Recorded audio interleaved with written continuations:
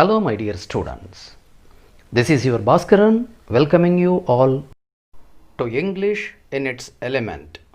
In this episode, we are going to see the vocabulary section of unit number 4, and now we are at page number 117 of your textbook, where we find the title Idioms.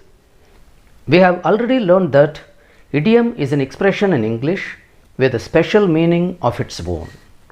It means idioms always carry figurative or metaphorical meaning. They don't give literal meaning. That is, you cannot simply translate the words in an idiom into your vernacular language and understand their meaning or get their meaning. They have a different meaning and their meaning is figurative. Task I. Given below are some idiomatic expressions with their meanings. Let's understand the meaning of them. A. Wait for the dust to settle. It means to wait for a situation to become clear or certain. B. Get or have all your ducks in a row. It means to have made all the preparations needed to do something or to be well organized. C. Fetch and carry for somebody. It means to do a lot of little jobs for somebody as if you were their servant. D. Do the math. It means to think carefully about something before doing it so that you know all the relevant facts or figures. And E. Around the corner. It means very near. Now we are moving on. Now we have come to task 2. It is fill in the blanks with the right idioms. Choose from the above given idioms. That is the idioms just now we came across. And the sentence A. The Sherpas are cheerful gallant men who dash tents, oxygen, food, etc. for climbers during their ascent of the summit. Here the suitable idiom is fetch and carry. So the answer is the Sherpas are cheerful gallant men who fetch and carry tents, oxygen, food, etc. for climbers during their ascent of the summit. Sentence B. The team dash carefully so as to reach the summit successfully. Here the suitable idiom is do the math. The team did the math carefully so as to reach the summit successfully. So the verb in the idiom do should be changed into the suitable tense form for the sentence. Sentence C. When they had to climb through deep new snow, the party sometimes had to dash. Here the suitable idiom is wait for the dust to settle. So, when they had to climb through the deep new snow, the party sometimes had to wait for the dust to settle. And sentence D. Each member of the team had all their dash. Here the suitable idiom is get or have all your ducks in a row. And so the answer is each member of the team had all their ducks in a row. Sentence E now. We could not believe that with a few more whacks of the ice axe in the firm snow, we were dash to the top. Here the suitable idiom is round the corner. And so the answer is we could not believe that with a few more whacks of the ice axe in the firm snow, we were round the corner to the top. And now we are moving on to the task 3. The instruction is understand the meaning of the given idiomatic expression and choose the right one to complete the sentence. The first idiom given in blue is the icing on the cake. It means something extra and not essential, but is added to make it even better. And the second idiom given in blue is break the ice. It means to make people more relaxed, especially at the beginning of the meeting. So, we are coming to sentence A given here.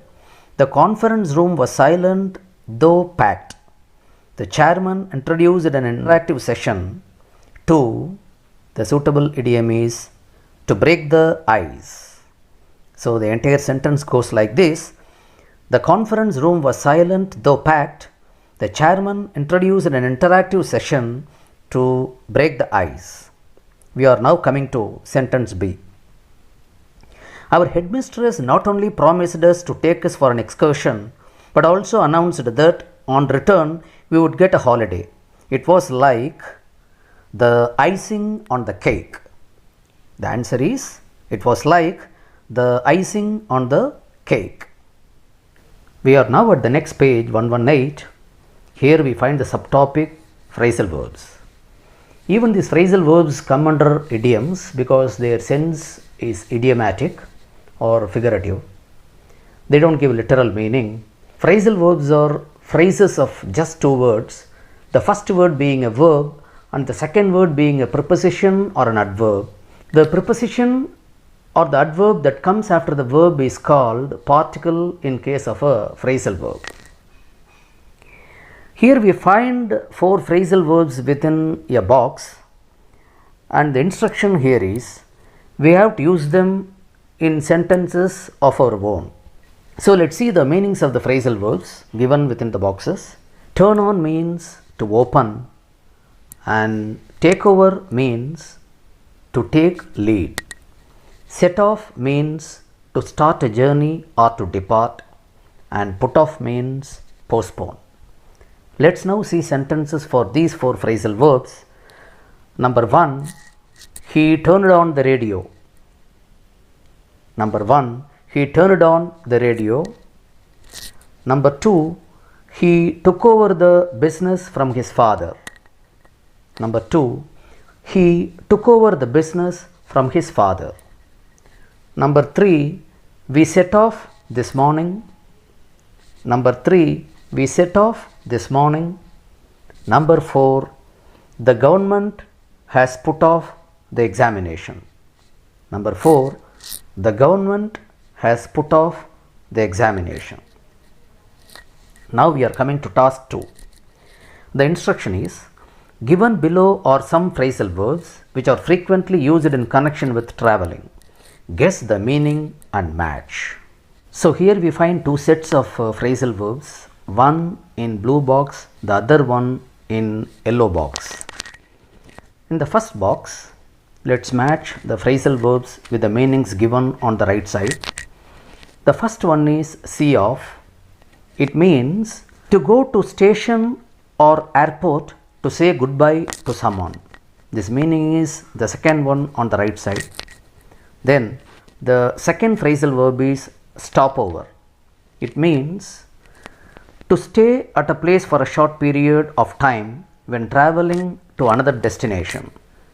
So this meaning is the third one on the right side in blue box, and the third phrasal verb is set off.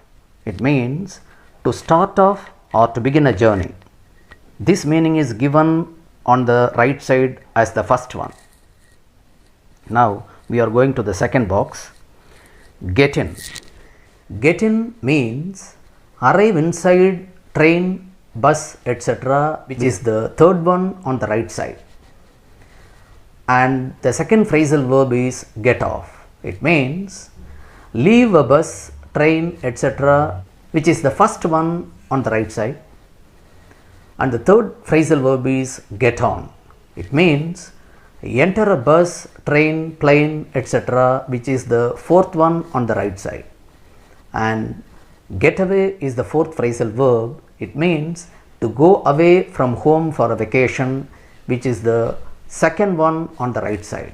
Now we are moving on to the third box in red. Here we find two phrasal verbs. The first one is check in. It means to arrive and register at airport or hotel. And the second phrasal verb is check out. It means pay the bill when leaving a hotel. This meaning is the first one, and the one that I told you earlier is the second one on the right side.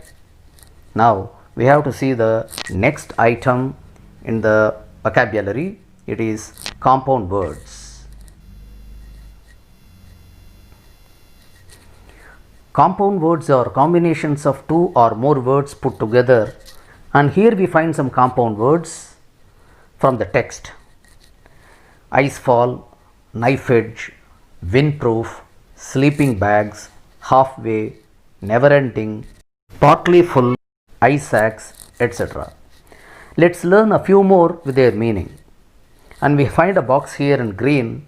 Compound words are given on the left and their meanings are given on the right. Iceberg, it means an extremely large mass of ice floating in the sea. Ice cap, it means a layer of ice permanently covering parts of the earth, especially around north and south poles.